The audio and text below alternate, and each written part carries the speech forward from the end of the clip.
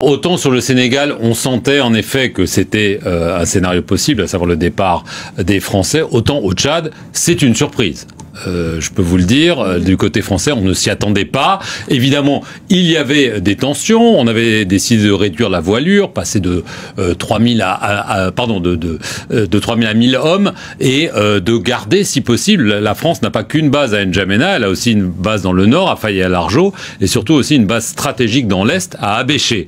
Et l'idée était vraiment de garder, si possible, encore ces trois bases avec moins d'hommes. Et c'était vraiment les discussions. Et l'envoyé spécial d'Emmanuel Macron, Jean-Marie Bockel, on en a discuté sur nos antennes il y a encore récemment. Alors, il ne se prononçait pas sur les chiffres et tout ça, mais clairement, il affirmait que le processus de discussion était en cours et que tout avait l'air de se passer bien et qu'on arriverait à trouver un compromis.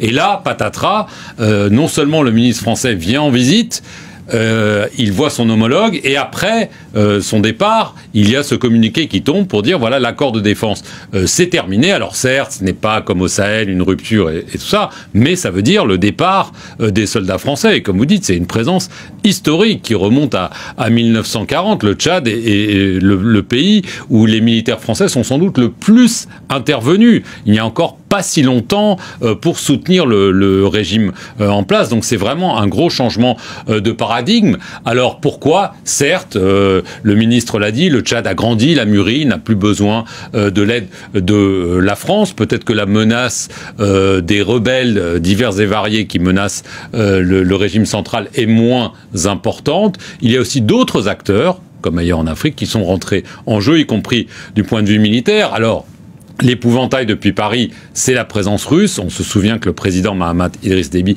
a rencontré Vladimir Poutine. Ça avait fait grincer des dents à Paris. Et d'ailleurs, Jean-Marie Bockel avait été très vite à N'Djamena pour dire sur place, il faut rester en termes de dispositifs militaires et la France restera. Clairement, aujourd'hui, ce n'est plus le cas. Il y a aussi d'autres acteurs. On sait que le Tchad a des relations proches, y compris sur le point sécuritaire, avec les Émirats arabes unis. Donc c'est vrai que c'est une page vraiment qui se tourne, non seulement symboliquement, parce que Dakar, c'était peut-être une présence plus symbolique, mais au Tchad, c'est une présence vraiment stratégique pour la France. Elle pourra encore s'appuyer en Afrique de l'Est sur la base de Djibouti, qui, elle, n'est pas concernée par la reconfiguration.